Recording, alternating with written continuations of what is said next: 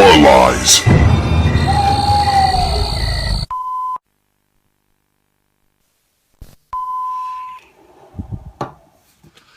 What's up, everybody? Welcome to BodyBags. It's week 135 here on the channel. It's Saturday. I'm OUTSIDER365. Hello. And the movie I've decided to talk about this week is from 2008, and it's called Farmhouse.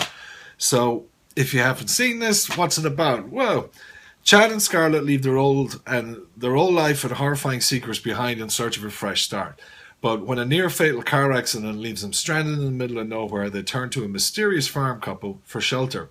Chad and Scarlett soon realize that this shadowy pair is somehow linked to their past, and the fate of their future is held in unforgiving hands. Together, Chad and Scarlett endure immense torture and heartbreak in an attempt to make amends for their past mistakes. But will they be able to obtain salvation, or will it be too late? That's right, 2008, directed by George Basudo. It starred Kevin Warner, who was in TV's Wings, Brothers and Sisters, Kelly Hu, who was in X2 and the Scorpion King. And it doesn't mention it here, but she was in Jason Takes Manhattan too. How about putting that in there? And William Lee Scott, who was in Pearl Harbor, The Butterfly Effect, and Jamie Brown, who was in The Notebook. Yeah, so this movie is, it's about Chad and Scarlett, and basically they've had some tragedy in their life involving their son.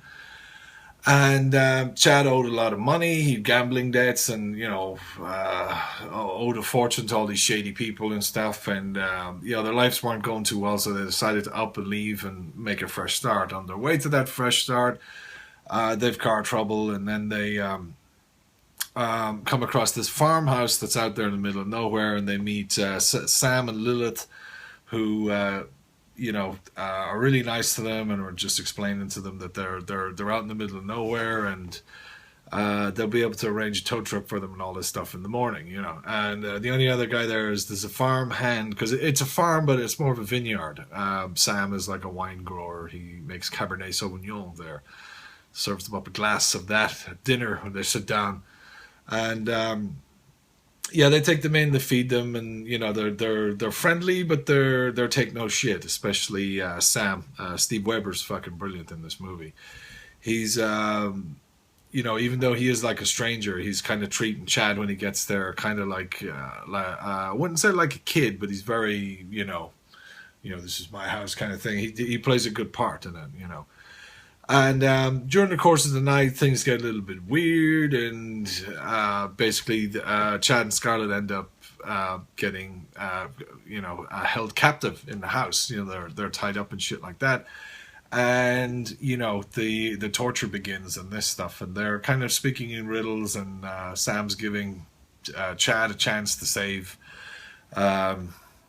Scarlett and things like that, and is talking about making amends and things, and they just think they're crazy. They don't know what they're fucking doing and stuff. And then as things kind of roll on, they seem to know a little bit more about them than they do. And then as the viewer, you're watching it, kind of wondering, what do they know? Why are they doing this? Are they kind of somehow associated with the people that Chad owes money to? Because this opens up a dialogue between Scarlett and Chad about whether, because she'd done shit to give him all the money, and then whether he actually used the money to pay off the loan sharks or the gangsters, whoever he owned, or whether he didn't. So that starts with them. And in the meantime, they're just trying to escape and stuff, which leads up to a very good twist ending. It's a horrible twist ending, but a twist ending that brings it all kind of around and makes sense of everything like that. I really enjoyed this movie. I think the guys that wrote it worked on Lake Dead or Lake Dread. I'm pronouncing it wrong, but the year before this or something. I think they worked on that movie, which was okay, whatever. But this movie, the first time I saw this was about 2 years ago. I think it was 2013 or 14. I watched this and I really liked it. Thought it was great.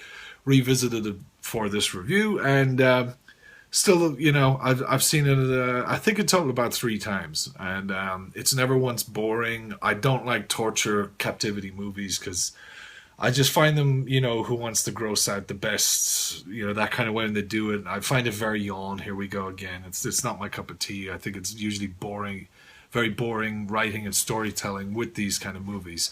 Not in the case with this. This isn't so much that kind of movie. This is more like a suspenseful thriller with horror elements in it. It's done very well. The torture scenes are done very well. I'll never look at a cheese grater the same way again. But it's not too bad. I mean, it's not like a gore fest or any of that. If you're a regular viewer of Body Bags and you watch these movies that we talk about and stuff, you've seen worse than this. You've seen a lot worse than fucking this. But all the acting in it is great. I thought the directing in it is great. It doesn't drag. It's captivating. It's some of the scenes they're very well done. It's intense. Even the scene outside at nighttime where you can't see shit is still very well done. And usually those scenes are the ones that piss me off in movies because it's where they pull the budget out and it's like what you don't see will scare you. But liked everything about it. Score was good. The pacing, the timing, everything. Don't think I'm leaving anything out, really. If you haven't seen it, Farmhouse, I would give it 2 thumbs up. Definitely. Really enjoyed the movie. It's storytelling done well. It actually looks like they put a lot more money into this than I imagined that they did. It's just visually it looks good. Straight to DVD stuff. A lot of the time has a certain look because of budget and stuff like that, even if it's the digital age, But this has a really good look to it. So I'll stop gushing over the movie. I've already given it thumbs up and said I liked it. So that's it. 2008 Farmhouse, fucking rocking. Thanks a lot for checking out this review. And remember the 6 others on Body Bags here. There's horror reviews up every night of the week. So check them all out. Don't forget to like, comment, subscribe to this page as well. Subscribe to Body Bags if you haven't already. And I'll be back with another review next week. Thanks a lot for watching. Have a good week. Take care. Bye-bye now.